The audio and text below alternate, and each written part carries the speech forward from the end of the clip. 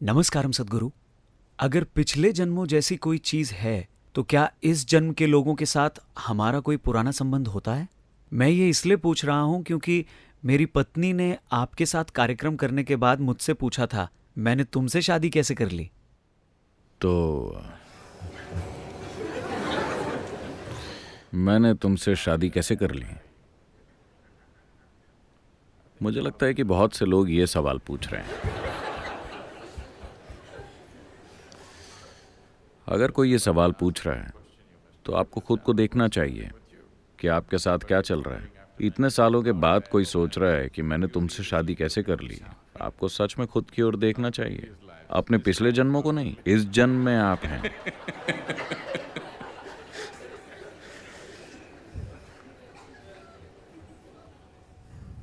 तो आप में से कोई भी अगर कोई सोच रहा है कि मैंने तुमसे शादी कैसे कर ली, तो पिछले जन्मों के बारे में मत सोचिए। आपको ये देखना होगा कि आप इस जन्म को कैसे जी रहे हैं। ये बहुत जरूरी है। तो मुझे लगता है कि ये सब फिल्मों के कारण है। जन्म जन्म whatever.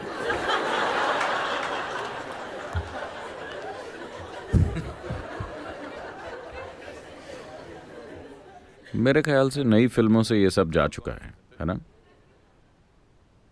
आप 70 और 80 के दशक की फिल्में देखकर बड़े हुए, इसीलिए आप जन्म जन्म के चक्कर में पड़े हैं। देखिए, सभी यंग लोग नई फिल्में देखते हैं। वो जन्म जन्म की बातें नहीं करते। आजकल वो रिश्तों और उनकी एक्सपायरी डेट के बारे में साथ ही सोच लेते हैं।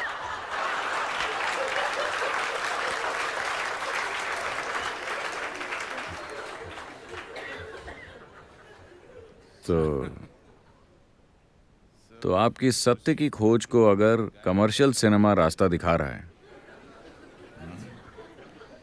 तब तो आप मुसीबत को घर बुला रहे हैं। तो अगर आप किसी के साथ सिर्फ तभी रह सकते हैं जब आपको विश्वास हो कि आप कई जन्मों से साथ रहे हैं, तो ये साथ रहने का बहुत बुरा तरीका है ना? मैं तुम्हारे साथ इसलिए हूं क्योंकि मैं तुम्हारे साथ कई जन्मों से हूं। ये साथ रहने का बेहुदा तरीका है ना? मैं तुम्हारे साथ इसलिए हूं क्योंकि मैं तुम्हारे साथ ही होना चाहता हूं। ये किसी के साथ रहने का एक सुंदर तरीका है ना? मैं तुम्हारे साथ इसलिए हूं क्योंकि पिछले 3 जन्मों में अपने जीवन में ऐसी भयंकर चीजें मत पैदा करें प्लीज। तो अगर आप 3 जन्मों से साथ हैं तो इसका मतलब है कि अलग होने का समय आ गया है। नहीं, लोग हर वक्त मेरे पास इस तरह के सवाल लेकर आते रहते हैं। सद्गुरु, क्या मैं पिछले जन्म में आपके साथ था?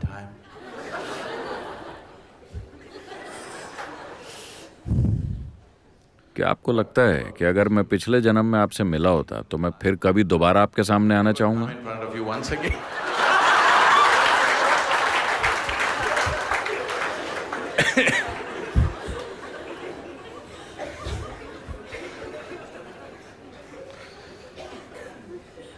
What happened? I'm telling you, what happened yesterday is of no consequence.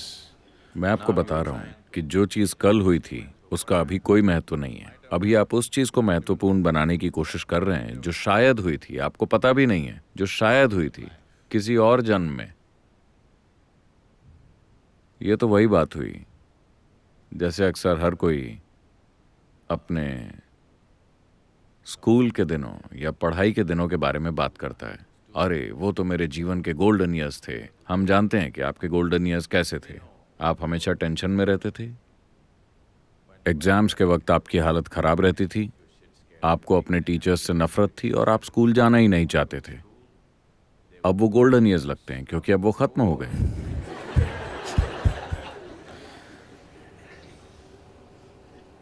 क्योंकि अब आपको स्कूल जाने की कोई जरूरत नहीं है, इसीलिए वो गोल्डन है। मेरे ख्याल से आप अपनी शादी के बारे में भी ऐसा ही महसूस करेंगे जब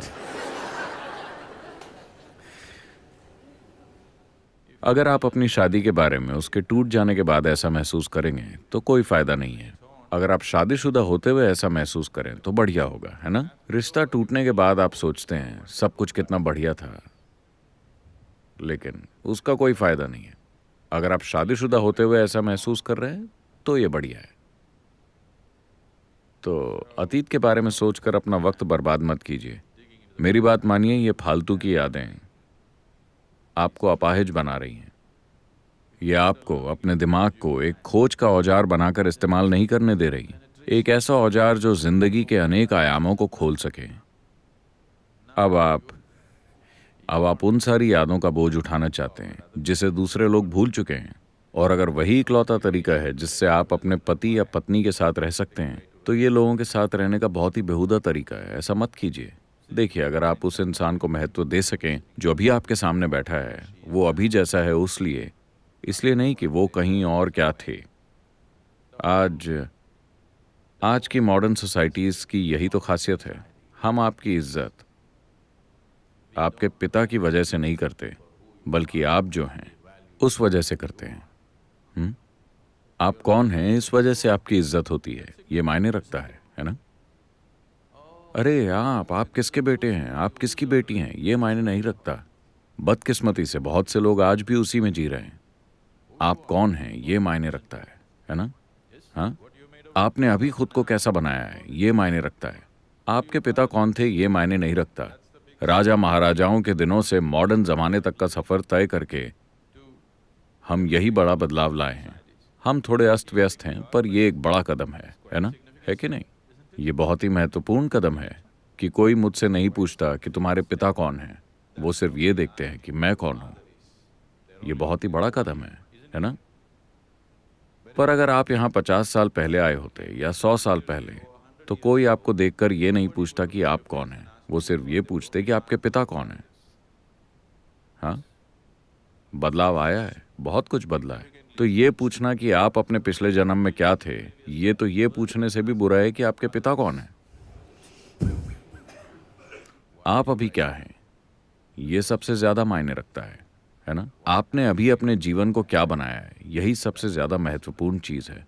तो गड़े मुर्दे उखाड़ने में अपना समय और जीवन बर्बाद मत कीजिए।